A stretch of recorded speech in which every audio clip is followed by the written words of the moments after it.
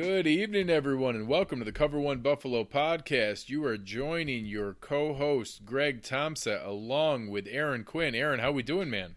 Dude, I'm amazing. It's mandatory minicamp, so I couldn't be happier. We're past one phase of the off-season phases, and we're into this other phase, which is pretty much identical to the previous phase. We just call it something else, and they have to be there. So I like it. It's a stepping stone on the way to real football, and I like all those little stepping stones in the build-up to real football. The NFL's done such a great job of making this off-season such a year-round event. I think they do it better than any other sport, and I know that you agree with that. But before we get into it tonight and talk about minicamp and talk about our positional review, if you've been following us, we've done the quarterbacks and the running backs already, and tonight we're going to dive into the tight ends and wide receivers. But before we get into that, first of all, I want to welcome everybody that hasn't been to the podcast before that's joined the podcast. Thank you very much for coming. We aren't on YouTube tonight. We are doing it live on Spreaker. We had some technical difficulties with YouTube, so I apologize to those who normally follow us over on YouTube that enjoy watching it there and are used to watching it there. This week we had some technical difficulties, so we had to call an audible, go live on Spreaker so that we could still get the show out live and get it out to people tomorrow. So we're still going live, and it'll still be in your podcast queue waiting for you. I want to welcome everybody to Cover One Buffalo. If you haven't been over to cover1.net yet, you got to head over there. The guys are doing an amazing job. You're here, you're probably a Bills fan. Rob Quinn, Fernando, Eric are just putting out awesome content right now. Eric, we had minicamp today, and Eric was taking tweets from some of the reporters, and he took a tweet from Sal's video, saw new concepts of wide receiver routes that they're running. He put that out there. So that's the type of content that you can know and expect from cover1.net. And Greg, I know that you're a big fan of our premium membership. You were a premium member before you joined the show here with us. Why were you a premium member, and what was your favorite part, and what is your favorite part? It's kind of funny how that happens. Like, you just join pretty much like everyone else. I found a lot of Eric's work. I like what was out there, started to get involved there, jumped into the premium channel, and then all of a sudden things kind of led to where they got to here. But it's really an amazing community and just a great group of people that like to keep each other up to date, like to challenge each other's ideas and philosophies, really talk about the direction of the team, what's happening, sharing updates that they're getting. It's almost a contest to race in there and share the latest news. It's hysterical as you see people like, oh, I beat you by 10 seconds, and people trying to share the latest update on everything that's going on. It's really awesome to have a group that really values the idea of sharing information amongst each other, being able to give those kind of updates to everyone, and you don't find that everywhere. So just an exciting thing that I think is great to see in it, and like you've said many times, really people who have become friends, and that's an awesome feeling. Yeah, absolutely. And right now, $20 can get you a premium membership for the entire year. So head over to cover1.net, check out the premium membership tiers. It's $20. That's for the entire year. That gets you access to the Slack channel, all the premium content. And as the training camp ramps up, preseason ramps up, that premium content so it can become more and more film breakdowns, more premium content that only premium members can consume. So make sure you head over there and do that. Let's get into some of these topics that we want to talk about. I was kind of busy all day. I got the two kids. They were running around crazy. The weather's nice. It's harder for me to pay attention to the press conferences, really stay involved on Twitter with what's going on during the day. I know that you today had a chance to see a little bit more of some of the press conferences and some of the information that was coming out. Talk to me like I'm 6 years old and tell me what happened today with the Buffalo Bills. So some of the normal stuff, we got a lot of the regular coach speak from McDermott, and the same thing. He rattled off a bunch of names really fast at the beginning, and sneakily in there we heard Robert Foster. So I think Joe B was the one who picked that out and was like, hey, sounds like you listed Foster. What's going on there? And it was a foot injury that happened last week, and that they didn't think it. He indicated, Joe followed up, and he said he didn't think it was very serious. Later on, Sal had a tweet that really reinforced that, and I was joking that the intensity that Foster was running the ladder drill on the sidelines with the trainers was of a higher intensity level than what most of the routes were on the field. So I would say, in the interim, without further information, there's not a lot of not a lot to fear in that standpoint. And I think it leads to some of the questions we saw last week in John Brown was dismissed from the team and that nothing leaks out, so nobody knew what was there, which leads to, fair or unfair speculation. People are going to guess as to why that's going on. Well, it came out today that he and his wife were welcoming their first child into the world, which is awesome and an amazing life event to be there and something that's totally justified. But because of the tight-lipped nature of this front office, nothing gets out, and we don't find that out until after the fact. So just some odd things like that where it seems like the principle of what they walk through might be a little bit stronger than maybe what would help in sharing something like that. And I know we talked about it pre-show on something like that is just frustrating sometimes to put people in a position to guess. Well, I would say on that, like, it's twofold, because I think it's one side's a little too radical, where if they stick to the company line and they just give a generic answer, no matter what the circumstances are, that the person's not there, I think it's a little radical for sites and places to take that and run with speculation, because I think that's just silly. There's nothing to indicate that speculation's real, and people are saying, oh, is he hurt? Or this and that, what's going on? The speculation is makes everybody kind of look silly. But I do think also it's a little bit radical to have such a line in the sand policy where, unless maybe she was in the middle of giving birth and they didn't want to put any information out there because that's a sensitive period of time for people, and it's a medical thing, they didn't want to be talking about those personal issues. But if it's something, hey, he had a kid, you could just kind of say that. I think that both sides are a little bit radical, and that there's instances where you could just kind of give a little bit of information and it's not a big deal and nobody's going to question it later on. Yeah, I see very little downside to where that could really come from. So, but it is what it is. I respect the fact that they're sticking firmly to their policy and that it is, that's what they're going to roll with. And it does reinforce the fact that nothing is getting out from where they're at. So, at least it's effective in what they're trying to do. But beyond that, they went through a little bit there. Some of the stuff came up where somebody had the audacity to ask McDermott about Josh Allen chugging beers. And the video that came up, and McDermott actually had a great response and said that, he loves Josh's interaction with the fans and how humble he is in relating to them, and that I'm pretty sure some of our fans like to have a beer or two before the game, so I'm pretty sure he's relating to those guys. So I thought that for someone as kind of uptight as what McDermott can come off, I thought he had a pretty good response to something like that. But that was the kind of stuff that came across today. There were some questions on, how they're approaching some of the schedule and ready for some of these pieces. And again, McDermott's going to keep everything focused on today, the next thing that's coming up, working on it, working through the process step by step. And it's just funny, the position that we're in now, that so little is leaking out. We're reading into every possible thing. He was even giving Vic a hard time about some of the questions, and that people were speculating that McDermott didn't like Vic last week after some of the comments. So he was pretty lighthearted about everything today, and certainly seemed to reinforce that with the same ideas last week, that there were no additional major or significant injuries beyond what was reported, and that, again, that Foster fits into that, I think, more safe than sorry kind of approach. Just try to take it easy. Yeah, and that is what it is. I think one that I saw on Twitter that popped out to me a little bit, and it's a position we're going to talk about today, was Jason Kroom being out. And obviously that tight end is starting to get a little thin, even though it's not a serious injury, or they're saying it's not a serious injury, or any of these are really serious. It's still time missed for a guy that really needs to come through and have a big year and get these reps.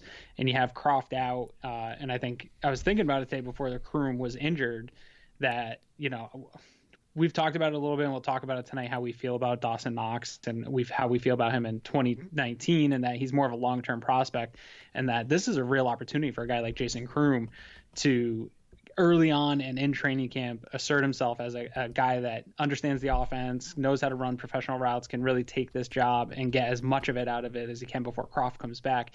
Not being in is going to really hinder that ability for him. Do you have any concern, even though it's just OTAs, that he's missing out on valuable reps for a guy in a pivotal year in his career? Yeah. I mean, I think you have to in the approach here, and that obviously at one point it was similar to last week's discussion about kind of the embarrassment of riches idea of running back, and that, hey, we're going to potentially cut somebody who's really good here if we go down that path. It kind of seemed like tight end was a little crowded when you talk about, we signed Tyler Kroft, we signed Lee Smith, we kept Jason Kroom, we drafted Dawson Knox, we drafted Tommy Sweeney. That's a lot of names. And now maybe none of them are elite talents, but there's different pieces there. And certainly in the roles they're in, Lee Smith is an elite blocking tight end, even if that's all he brings to the table. So now you look at that and, hey, we're missing Tyler Kroft with a significant foot injury, that our best case scenario is he's back at the end of training camp with maybe a week or two left in preseason. That's your best case scenario. Our worst case is that he starts on PUP or on the IR, eligible to return. So now getting in that spot, that should be immediately Jason Kroom, and he's gotten dinged up. So there's a silver lining to that Dawson Knox and Tommy Sweeney are getting a lot of reps, but that should have been exactly what Jason Kroom was taking advantage of and being able to run with in this, mini camp and, OTA sessions, and that he should have been the veteran who was most familiar with Allen and honestly, maybe trying to leverage some of their, comfort level and chemistry that they had last year in some of those plays. And now, honestly, I think he's probably knocked himself to the back of the pecking order. Yeah, and the pecking order is not great. So if we want to get into that, let's just jump right into it. Yeah, we can start with the tight end position. This was one when we were getting ready to start doing these positional breakdowns that I was feeling pretty comfortable with, especially from where they were a year ago. Obviously, I liked Charles Clay. I didn't like Charles Clay's knees. If I could have given him new knees, I think he was a weapon. I think he was underutilized in a lot of his time here in Buffalo. But as we got towards the end here, he just didn't have the legs to give the type of production that Bills were expecting out of him. He had some issues with drops. He's gone. They bring in Tyler Kroft, and I thought I was really excited about that move. Only because I thought, this guy's not a world beater. Maybe he's not even going to be as explosive or have that play ability as Charles Clay does. But he could be a really consistent red zone threat for Josh Allen. And before we even get into the first practice, he's got his foot broken again. Very deflating for this position. Talk me out of being super deflated about the tight ends right now. I wish I had more ammo to do so. I get, honestly, the best approach of the it's not woe is me is that I don't know that they were going to be that special in the first place. So that's maybe not talking you out of depression, more so that, it's okay. It wasn't going to be that great anyways. Sure. Is that, I think that we'll get into it in the next session that we're going to do on the depth of the wide receiver position. I think that's maybe more impressive of the NFL caliber. We're here. I think we were kind of band-aiding it together. I think we gave the going rate for that second tier kind of 1B tight end where you saw, some of those same Jesse James and Nick Boyle and CJ Uzoma and those same guys all got that same 3-year, $18 million deal that Kroft got, because that's the going rate for a younger tight end who can step up and play for you. And there's still some upside there. I don't want to write that off. There's still some potential that we'll see a little bit more than what we did, and that with Uzoma and Tyler Eifert, that Tyler Kroft didn't have a chance to do much beyond that. And the one stretch that he had when Eifert was out, he actually played pretty well. So there was reason to be optimistic there, but everybody knew there was injury risk. Now, luckily, like every other contract that we've seen, Brandon Beane built in a lot of incentives and other pieces there that if he does, and I hope this isn't the case, but if Kroft does start on the PUP, which he's out for 6 weeks, or the IR where he's eligible for return, which would be after 8 weeks, it would save some money for the team. And not that that helps the team win, but at least protects them to some extent. I think in the interim leading up to that, it does at least allow the young guys that we have to learn from a really hardworking veteran like Lee Smith and to get reps and valuable reps with the starters, with the second team, that Tommy Sweeney probably wasn't going to be getting second team reps, and Dawson Knox certainly wasn't going to get starting reps, and now they're going to get those. So I think that they obviously know what they have in Lee Smith and can be, discerning in the reps that he needs, the same way that we don't need a million Frank Gore reps either. So I think that that's something that we're going to be able to see at least through training camp, through these 3 days of mandatory minicamp sessions now, and then into training camp and preseason. We're going to know for sure what we have in Dawson Knox and Tommy Sweeney. Hopefully we see a little more Jason Kroom coming back, but I would say that, we probably should have been tempering expectations to begin with at tight end, that we had some solid contributors who can play the role that we need with the upside of Dawson Knox, and that, you touched on it a little bit earlier, but both of us kind of felt like, hey, he could really be something special in 2020, 2021, leading into the future. But Eric really kind of helped us see that he was going from elementary school to a graduate level program all in one jump, of the most basic offense in Division One, where Ole Miss literally asked him to run 2 routes and very little play calls, to now Daboll runs one of the more complex offenses from a tight end standpoint, and that's going to take some time. We talked about it in the premium channel Slack, that I think the efficiency of what Dawson Knox does when he's on the field is going to be good. I just don't think he's going to play as many snaps as people thought, and that I give the caveat there that if there's a long absence from Tyler Kroft, that we may not have a choice. So I think that they'll all kind of contribute. Lee Smith will play his role. We probably are going to have a third or a fourth guy on the roster. It certainly opens up further if Knox is not on a 53-man slot, or Kroft is not in a 53-man slot on week 1, that allows them flexibility to maybe let Jason Kroom be the fourth guy. But, we probably need to manage expectations with this tight end group. Yeah, I think managed expectations is going to be huge. A lot of the interactions that I've had with people on Twitter, just anywhere I talk about tight ends, there seems to be this idea that Knox is just going to come in and be a world beater because of the athletic potential, not because obviously he didn't have the production. And I think people just see what Kittle was able to do and just say, oh, the production doesn't matter. Guys have come in and done that before. And I think that's still an anomaly. I don't think that is the case study for tight ends to come in. I think the case study for tight ends is that it usually takes a while, regardless of your production in college, that it takes a little bit of a transition to learn the position. It's a 2-part learning curve when you're coming in to play tight end, because you're learning some offensive line and you're learning the route tree. And in this offense, that's going to be pretty complex to what a lot of guys in college are running. So to come in and think Knox is going to be really beating down NFL defenses right away is pretty crazy. I think that there'll be some plays designed for him as the season goes on, just to kind of throw curveballs at people, kind of to dictate some things formation wise. That'd be nice to see, but I agree with you. I don't expect a lot right out of the gate. The expectation that seems really crazy to me is this expectation on Sweeney, that he is going to somehow come in and contribute as a 7th rounder. It seems even more crazy to me than the idea of Knox coming in and contributing. He also didn't have a lot of production in college, so you have that. Plus, he's a 7th rounder. There's a reason he's a 7th rounder.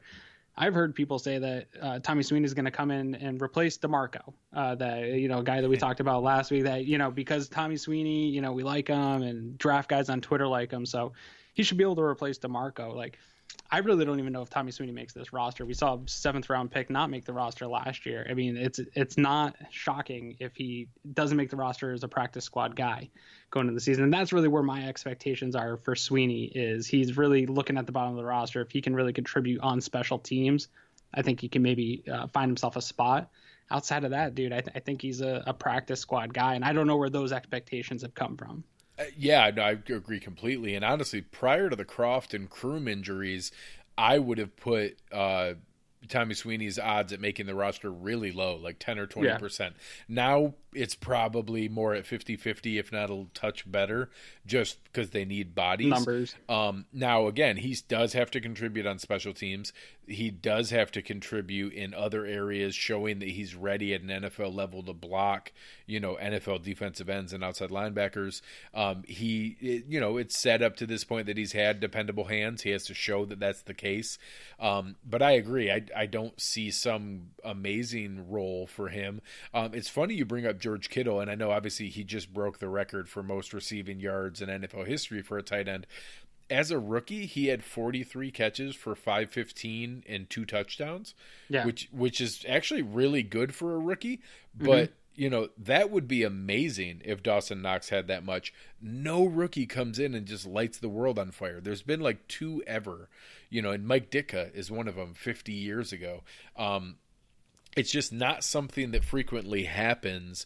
And the vast majority of ones that do have been like first round picks. Evan Ingram, Jeremy Shockey, both had decent ones, and both were because their offenses were really reliant on that. And that Josh certainly didn't show an incredible reliance on the tight end. And maybe that'll shift, and we'll talk about that a little more in different options on offense. But either way, I do agree. I think that there's guys who are going to play their role. I think that I like the idea of Dawson Knox being out there to stretch the seam, start him in at at a two tight end set, split him out wide or in the slot. I think you can use some of that athleticism there. I will be surprised if he's going to know the playbook inside and out and the nuances of route running and how to read the different blocking mechanisms and understand his blocking assignments to get him the kind of snaps that you would need to be able to put up the stats people are assuming. So I think there's a lot to be expected there, that I actually think the group's going to cobble it together more. And I actually still am holding out a reasonable amount of hope that we get closer to a full season from Tyler Kroft than many are assuming. I think that's still more within reach than what many are guessing. Yeah, and even with Kroft, I think I'd be happy with almost a parallel type season. I know people didn't love what we got out of Trent Murphy last year, but a season similar to that, in that he missed most of the summer, took some time to recover. Obviously, totally different injuries. I'm not comparing the injuries. I'm just saying it took him some time to get back, but I think Murphy was actually more productive than people think, and I think that that's where right now my expectation for Kroft is he's going to come back slow. It's going to take some time to get back into get some rhythm with Josh Allen, get that trust built up. But I would say midway through the season, a little bit late into the season, when hopefully it matters the most, he starts to develop as the guy that he's supposed to be, which is a reliable target and a reliable red zone target. And that would be a big influx for the team if they can patch together this unit enough to wait till he gets back. I think that could be great. When it comes to patching it together, though, I have one question for you here before we move out of this position. Obviously Kroft's staying regardless of his injury. He's a guy that's here for a little while. Lee Smith's contract, he is here. Lee Smith is a guy that's going to be on this roster.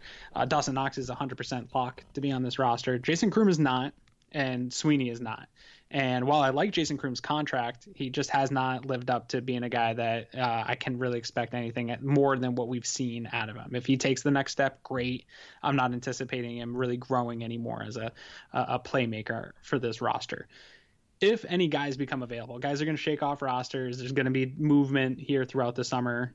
Are the Bills still in the market to add to this tight end room and just release one of these guys that are maybe not even locks to make the roster, practice squad guys, or just bring a guy in and tuck a Sweeney on the practice squad? Is that still a possibility for this team to add somebody to the tight end position, or are they riding this out as is? I would say that it's obviously unlikely that, I think it's very clear that you don't see a ton of significant moves this late into the year. It's not like it was 10 years ago where the June 1st cut down date was a big deal. They've basically now made it that you can do that in March anyways and count it as June 1st if you want. One of our favorite guys has now formally been taken off any possibility.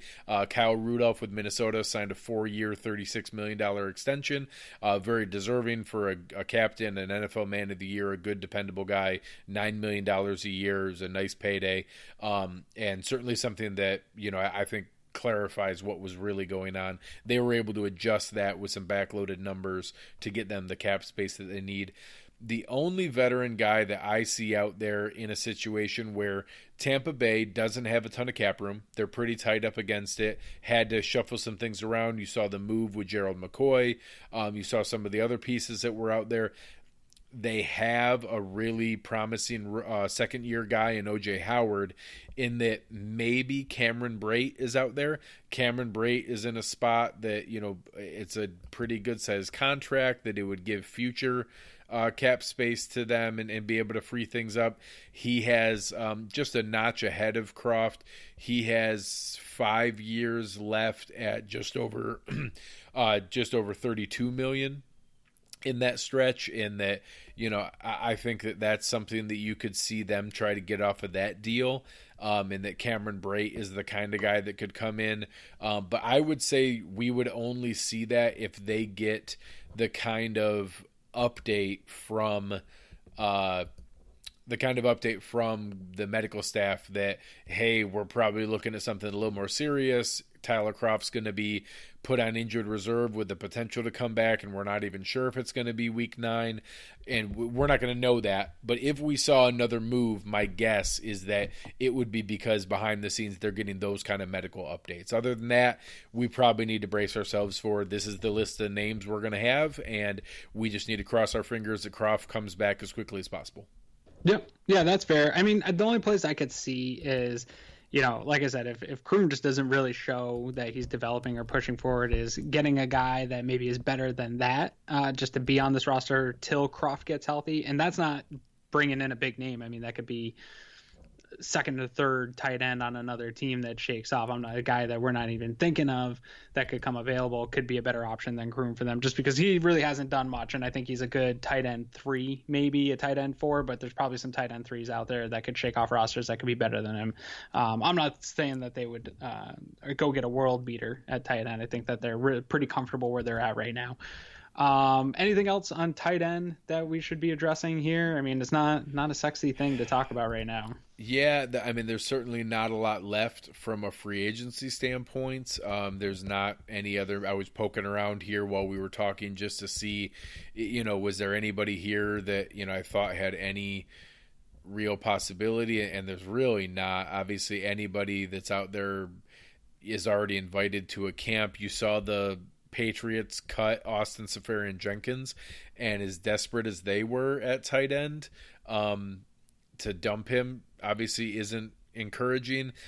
Some older names like Jermaine Gresham, Ryan Griffin was with Houston before. Lance Kendricks is a name that's bounced around from the Rams to the Packers. We did have Jake Fisher in camp, and obviously cut him when we brought on Lee Smith because we got the better version of the blocking tight end we thought he could develop into. So, I guess it's possible they could kick the tires on a Ryan Griffin. I don't think Seferian-Jenkins is the kind of locker room fit that they're looking for. No, yeah, I was talking more like camp. Some guy pushes a guy off a roster, just like we're gonna have good players. Sure. Removed from our roster. There's going to be guys that go on the bubble. There might be a team out there that has a depth situation. You kind of alluded to Tampa Bay, their cap situation. There could be a situation like that where a guy becomes available, or even available for some late round pick or conditional pick or something like that. There's always ways to add pieces to your team throughout the summer. We've seen Bean do it throughout the summer and adding pieces to a team and trying to acquire players. So I think that I think the possibility is like a 15 to 20% possibility that they could upgrade Kroom. I think that's really what the spot I'm looking at is, if he doesn't show anything this summer, how do we upgrade that just to get through this area of Kroft and the unknown of Knox? Can we get something that's a little bit more reliable until Kroft can get back? And I think if they can and they can do it, like I said, maybe a 20% chance that anything like that even happens, but I'm saying there's a chance. Yeah, I'll say this half tongue in cheek. The Carolina Panthers have 7 tight ends on their roster, and they could call them and trade for Ian Thomas. One of their backup guys. But yeah, I think you're right. That percentage is about right, and I'd be surprised if we saw a lot of another move outside of a true camp body. But anyone that is any real threat to make the roster over a Kroom or a Tommy Sweeney, I'd honestly be pretty surprised. Sure, yeah. So let's move on to the wide receivers, because this is one that I'm excited about, but I don't know that I have the excitement that I'm seeing on Twitter, because I've said it on this show a number of times. I think I'm excited that we went from probably the worst wide receiver unit I've ever seen in my lifetime, of going into week 1 with Andre Holmes and Kelvin Benjamin as your starting wide receivers. I like Zay Jones, so I don't want to just lump him into that group because it's not his fault he was in that group. But that was our starting wide receiver group going into the year. It didn't even get better. I mean, Robert Foster came on towards the end of the year, but Isaiah McKenzie, he had some flashes, but he's not like he's just another guy in this league. They just kind of patched it together to get through the season. We brought Deontay Thompson back. It was just a really bad season for wide receivers. We get rid of that, and we get some guys. We get Cole Beasley, your boy Smoke Brown, a second year of Robert Foster. We're bringing in the CFL giant Duke Williams. So things look up on paper. Those are good moves, but I still think that it brought us from the worst to right around an average NFL wide receiving core. We have a real NFL wide receiving core now versus bottom of the league. Maybe this is a CFL team. It's funny you say that. We went from 32nd in spending on NFL wide receiver to 15th in the NFL in spending on NFL wide receiver. So from a contract and salary cap standpoint, we went exactly from the worst in the NFL to a midpoint and halfway in the NFL. So makes exact sense. Yeah, it's right there, and I think that. I'm maybe a half a notch ahead of where you are, only because I think that the depth of what they have is real. And I think that although they obviously do not have a number one receiver, we have nobody that's in the Julio Jones, DeAndre Hopkins, Odell Beckham, AJ Green world. We have no one who's in that scope. I think we might have 4 guys who are in that NFL wide receiver 2 range, and that however you want to rank them, whoever you want to put third and fourth, and let's say that it really is John Brown and Zay Jones get the most snaps, and it's Cole Beasley and Robert Foster. I do think that at wide receiver 3 and 4, that's better than a lot of teams or Zay Jones and John Brown are third and fourth. I think that's better than a lot of teams have at their third and fourth receiver, or at least in the top third of the league. And I think that the way they're going to run that, I do think that we're going to have those 4 guys rotating in, and then instead of one guy getting 99% of the snaps, you're going to have a lot of guys at 80 to 90% of the snaps rotating in, getting a lot of run, being involved in what's going on, and then a significant drop-off after the 4 of them. And we'll get into that with the depth of this, but I know there's a lot of discussion on who that wide receiver 5 is, or 6 if you want to count Roberts as wide receiver 5, who that next guy is. Oh, that's a big role, and I actually don't think it's going to be that big of a role. I think that those 4 are going to gobble up almost all the snaps, almost all the targets, and are going to split them relatively evenly between the 4 of them and leave very little for anyone else.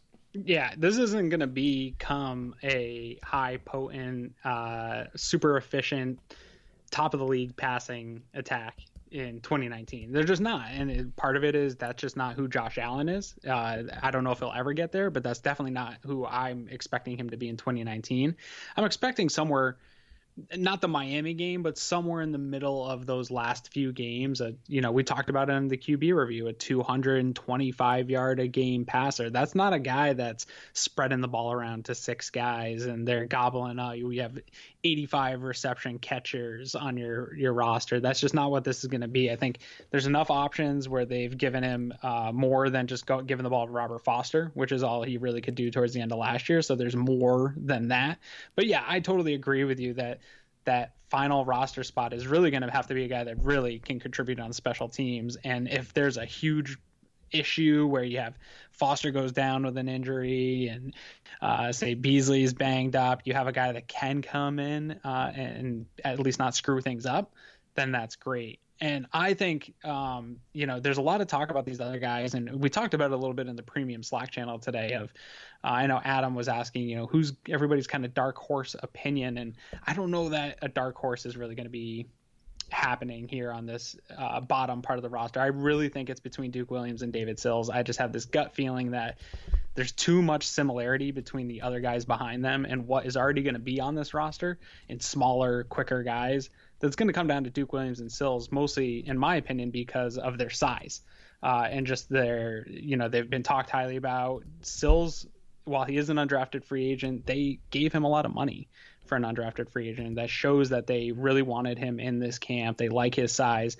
And Williams, I think, really has a spot to compete. I think he's got a chip on his shoulder. I think McDermott likes that. He's a little bit older than some of these guys, and they both have similar size. They're going to be bigger guys on this roster, and that's a dynamic that they just don't have. Zay Jones is 6'2". That's the biggest guy. I mean, I know they're only 6'3", but they're bigger guys. I mean, Duke Williams is 225. for crying out loud. Sills is 211, and he hasn't even been in an NFL weight room for a month. So I think that their size lends them the advantage that I just can't see a dark horse creeping up and taking it from either one of those two. Yeah, I agree completely. I think that especially the way that things kind of shook out last year, you saw different guys got some run. You saw the fact that we even have Isaiah McKenzie stands out there, stomping for their guy.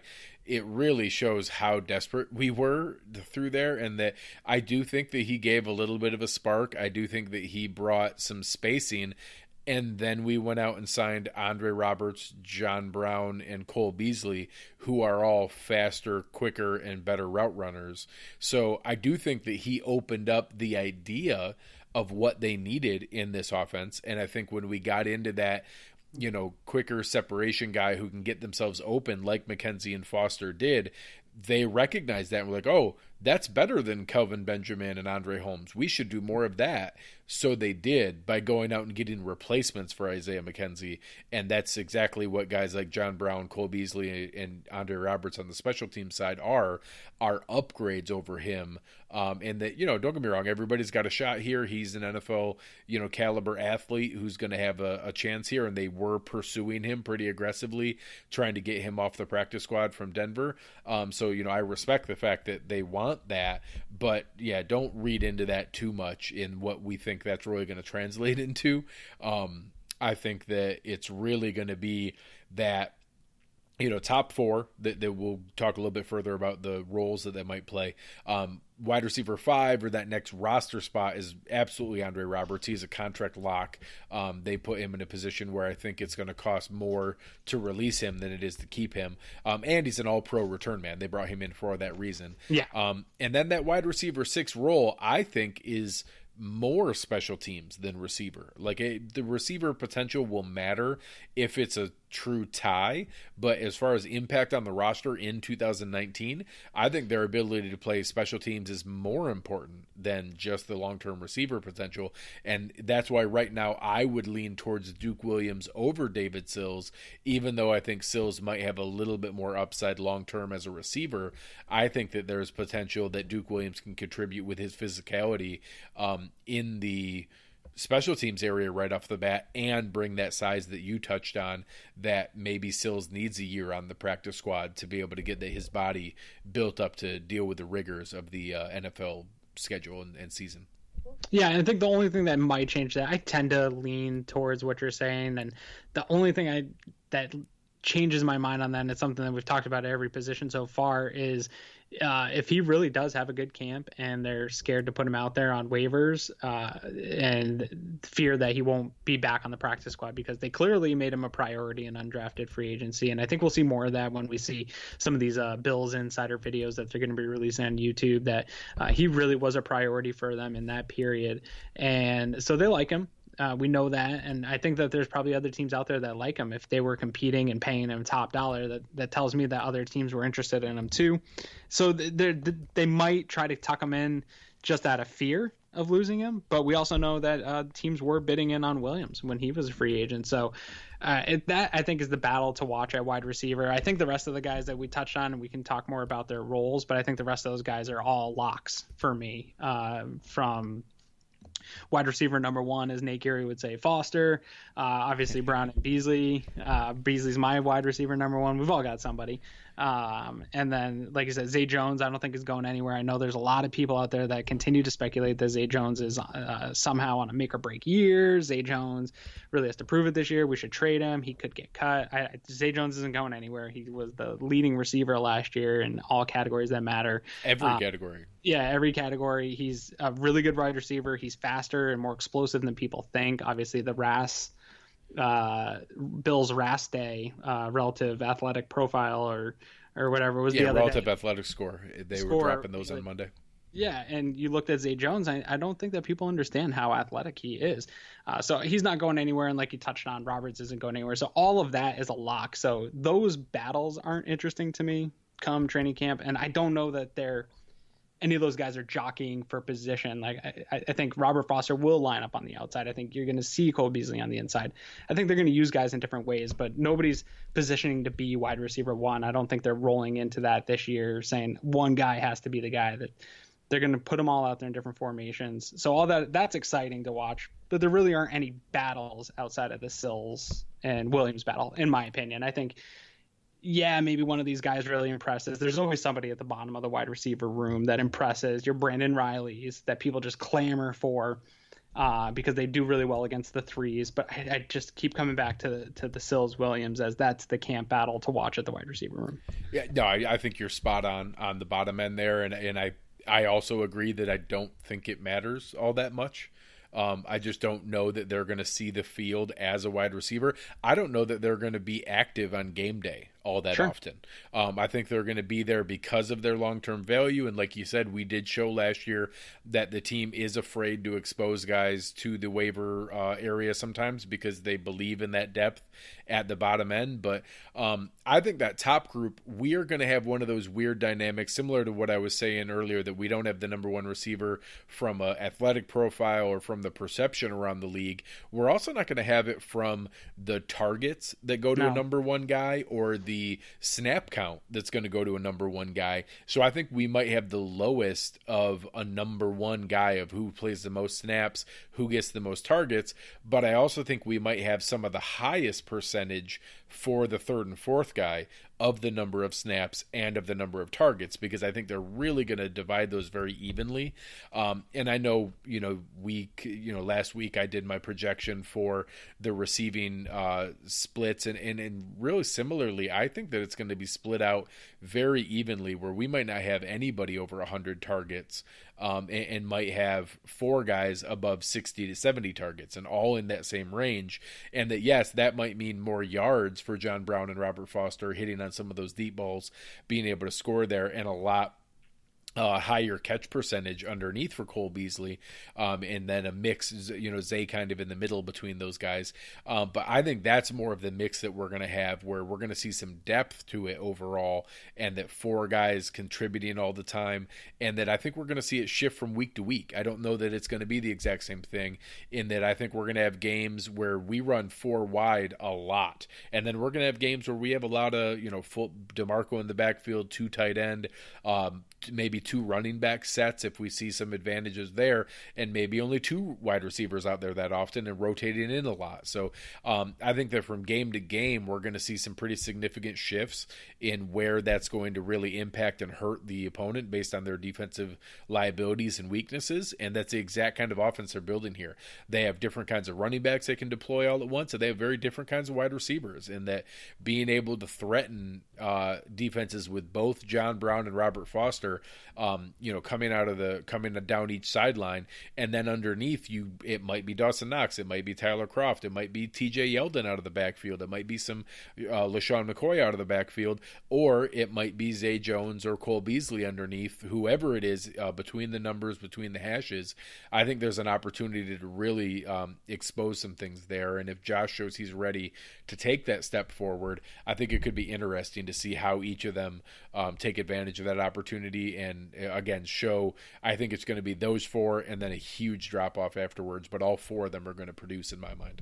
Yeah, no, I totally agree with that. And I actually like the way that they built this room, in the sense of, yes, would I like to have a Odell Beckham or a Mike Evans? Absolutely. I would love to have one of the 10 best wide receivers in all of football. I think that would be awesome. And there's nothing that defensive coordinators can really do to stop that. But there's really maybe 5 to 8 of those guys in the world at any given point in time. Yeah, there's certainly not 32. There's definitely not 32 of those guys. So if you're not going to have one of those, I don't know, say 10, if you're not going to have one of those 10 guys, a top 10 wide receiver, then I would rather not have the 17th, 18th best number one receiver versus having four guys that you can really stress a defense with all the way to their fourth cornerback or their outside linebacker, and really stress them or make them bring up a safety to cover your Cole Beasley or something like that. I'd rather have those options to really just have multiple ways to stretch a defense and create stress on them. And you brought up a great point that every game that could be different. It could be, Beasley's the best matchup one game, and they really work that, and they know the defense is going to focus on that so that maybe they can hit somebody else. And defenses are going to have to really watch out for Foster and Brown to stretch them out. And that's going to open up some things for Zay and Beasley. You're not going to be able to really just pick on one thing for the Bills this year. And that was really my worry going into this year with Foster stepping up, coming into year 2. Teams have tape on him. Yeah, he's fast. Defensive coordinators would be able to take that away if they only brought in one other guy. But where they brought in this amount of talented NFL caliber wide receivers, you can't really just focus on Foster, and he can still rip the top off of your defense. But you know what? If you focus too much on him, so can Brown. If you focus too much on the two of them, well, Beasley is one of the best at getting separation. So if you focus on those guys and only play deep, really Zay Jones and Beasley are going to eat you up. And what that's going to come down to, and this is the big one for me, is I think things possibly are setting up for Beasley to have a really nice year this year and be the free agent of the year, and at least for this year. And why I think that is, a lot of the talk is about Josh Allen dialing it down on the mid-range stuff, really looking for that stuff, not always looking to take shots. He talked about it with Chris Sims. Chris Sims brought it up later again, that's really where he needs to focus his game on, is in that short, taking what the defense gives you. The defense is going to give you what Beasley takes. He's going to be open. We saw his footwork already in some of the OTA videos. He's going to be open. And once I think Josh Allen's going to get comfortable with that, and if he really does take that step forward this year and being more accurate in the short and intermediate stuff, man, I really think things could open up for Beasley. I'm not saying he's going to be putting up huge statistics. I agree that he's not going to get 100 targets. He's not going to have an 80 reception year, but I think he could have a really productive year, like we haven't seen out of a wide receiver in a while here in Buffalo.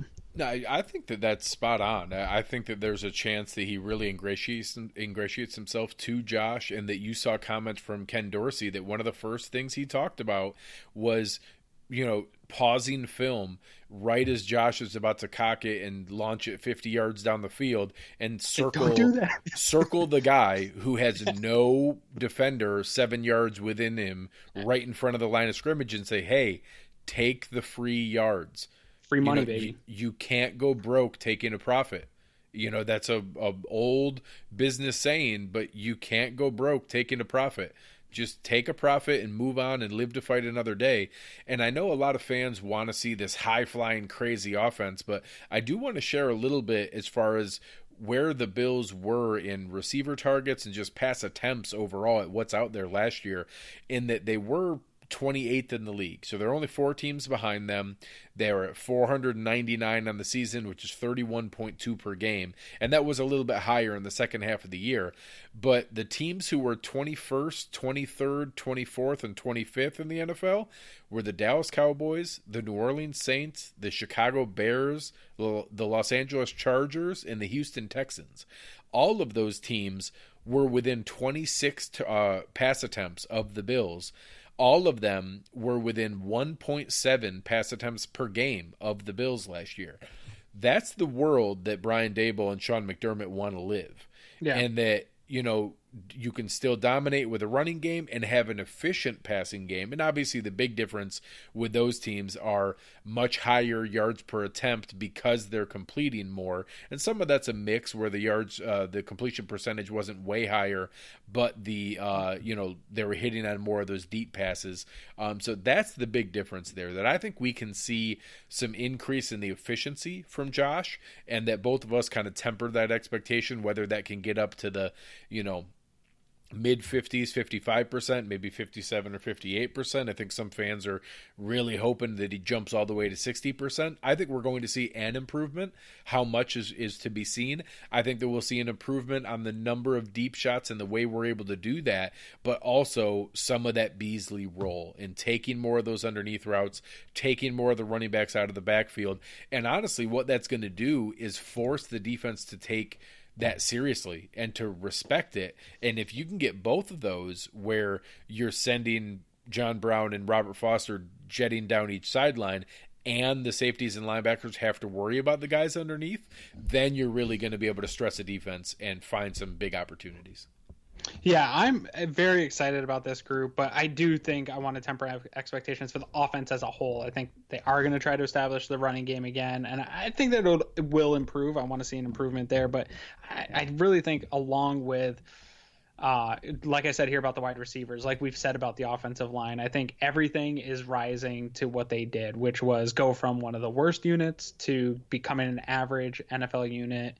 And I still think Josh Allen's going to be a below average quarterback. So that puts them right around on the low average of average for the NFL. And I think that might be enough to be in the hunt. And that's what I was on Locked On Bills a week or so ago. And when Joe asked me about my expectations for the season, I said, I'm actually excited to be back in the hunt because I think that that's where they're going to be. And I think that a low end of average offense in the NFL can give them that 8 to 10 win range team because their defense played phenomenally. This is a top 3 unit on the defensive side of the ball. So if you can just not screw things up and not be the worst offense in the history of the league for half the season and not be one of the 3 worst offenses in the league, I think that you can actually be in the hunt playoff team. And I know that's not what fans want to hear. We have some shiny new toys.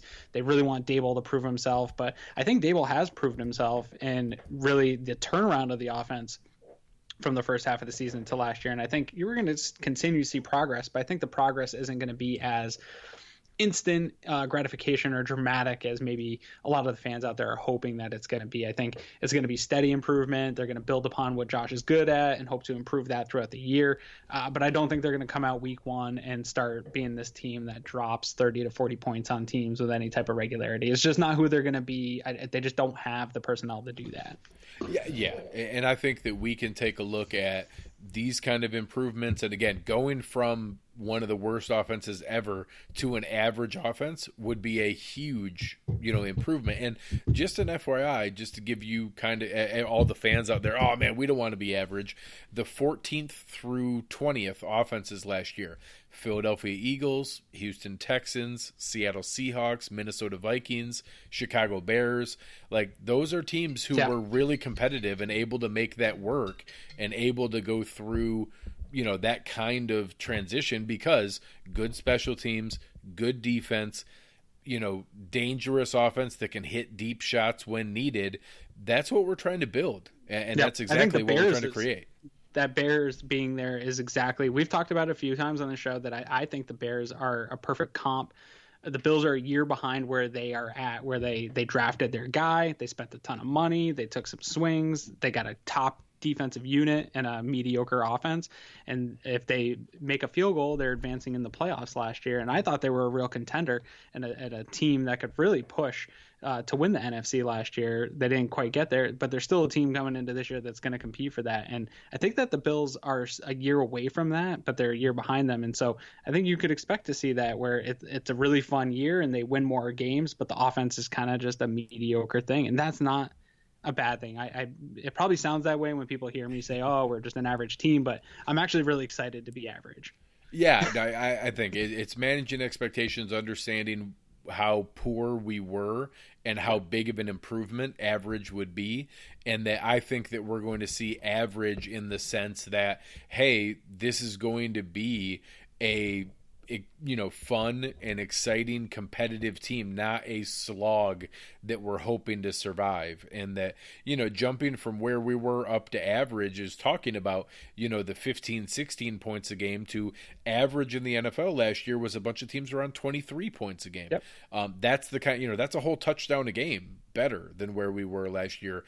So that's the kind of improvement we're talking about. And that, would it be awesome if we were one of those teams scoring 30 points a game? Sure. That would be fantastic. I want those things too. And someday maybe we get there. I don't think that 2019 is that year.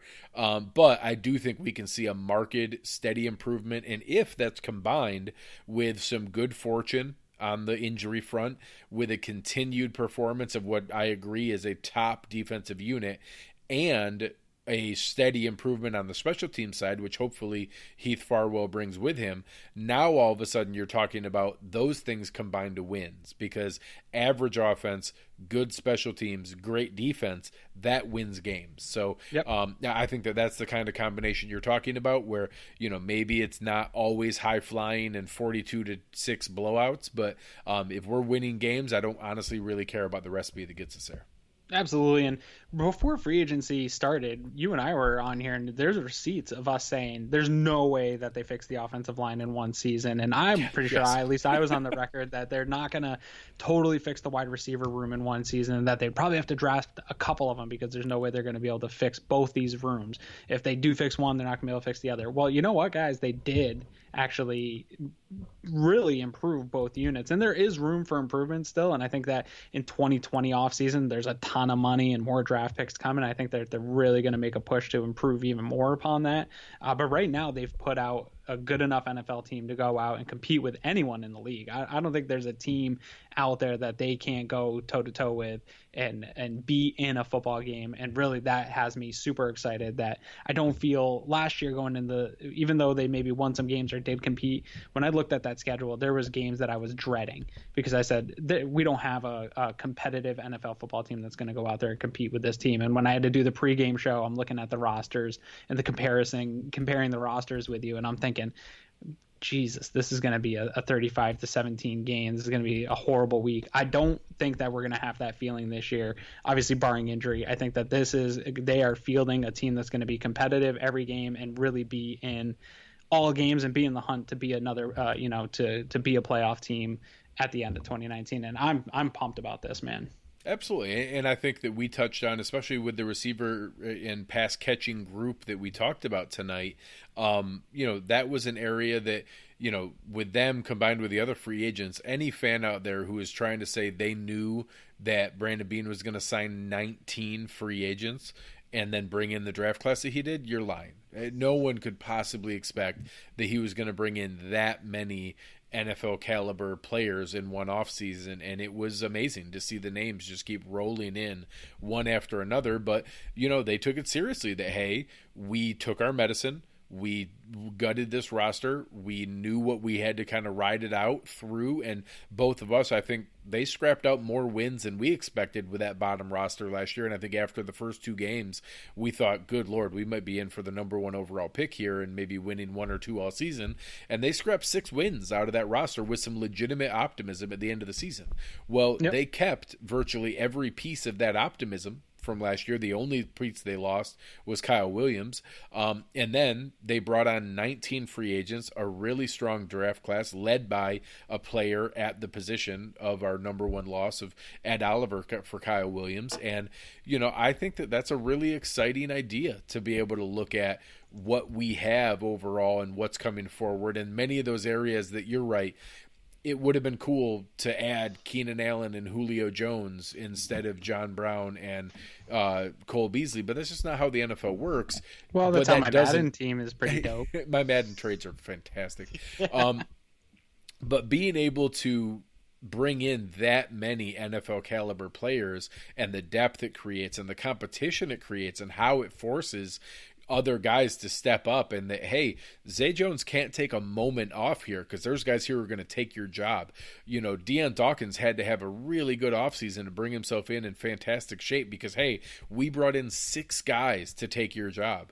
And being able to do that now when they say, sometimes best man wins is kind of a cliche. No, seriously, the best man's going to win because we have options now, and that depth doesn't mean that we can withstand some crazy rash of injuries, but it does mean that it's going to push everyone to contribute. So I think that's not seen anywhere more. Next week we'll get into the offensive line discussion, but I don't think we're going to see that anywhere more than what we do right now at the pass catchers with the guys who are there at wide receiver, having an all-pro return man, having 4 good receivers that I think can all contribute this year with, across the board. And then if Tyler Kroft comes back, having a decent tight end room that people can at least be good at their role.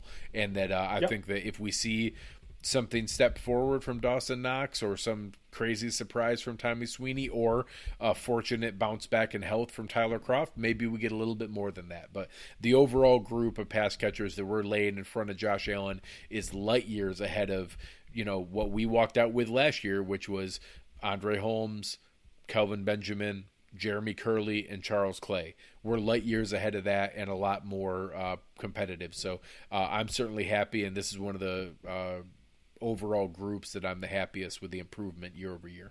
Yeah, you would be. No, I am too. I think things are going really well at those positions, and like I said, I think they're really just laying a foundation to really make a move in the next year. It's something that you and I have talked about quite a bit. That they're bringing in these guys, like you said, that best guy wins. We've got depth, but really to take that next step, and it's going to be next year, is you got to bring in some elite talent. I don't know how they're going to do it, but they're going to bring in some elite talent, and then they're going to have all the foundation to prop up that elite talent, and that is really what I can't wait for. So where can the people find you on the internet? I know where you are, and I interact with you all the time, but what about these people? Come and find me on the Twitter machine at Greg Thompsett, GregTompsett. Always having a good time with the Bills, going back and forth with all the news that's out there. Tonight we were having a fun debate about what a quarterback competition in New York would be like, and it was debating if that was Warrant versus Poison or Quiet Riot versus Enough's Enough. So that's the kind of in-depth discussion that you're going to get from following me on Twitter. So if you'd like more discussion of the bracket version of the Glam Slam Metal Jam, come and find me on the Twitter machine and we'll have a good time. I don't even know any of the things you just said. I'm gonna have to go to Google and find out what's going on. You can find me at Aaron Quinn 716. I like meat and I like beer and I like the Buffalo Bills. I'm a very simple man. I just like a few things. Good things to like. Yeah. Well, I don't know about good things. 2 out of 3. 2 out of 3. The Bills haven't been so good, man. I don't know if you've been following for the last 20 years. No, I'm a very simple man, and that's what I like. If you like those things, come follow me on Twitter at Aaron Quinn 716. Anything else for the people tonight, man? I think that's it. Come over and check on cover1.net. A lot of great things going on. Honestly, enjoy these last 3 days of mandatory minicamp, because I can't lie, that break until the real stuff at training camp is a long time. So you're going to have the rest of June and the first 3 weeks or so of July. So really soak it in, what we're going to be able to see the next 3 days. And then Aaron and I will be back with you guys next week. Yeah, and we hope there's no news during those breaks, because that's usually the bad news. Yeah. That means either somebody was nothing good ever happens. Nothing ever good happens when players are gone. So let's hope there's no news until training camp. Awesome. All right. Well, thanks everybody. Appreciate you guys joining us tonight, and we will talk to you guys soon. We are out.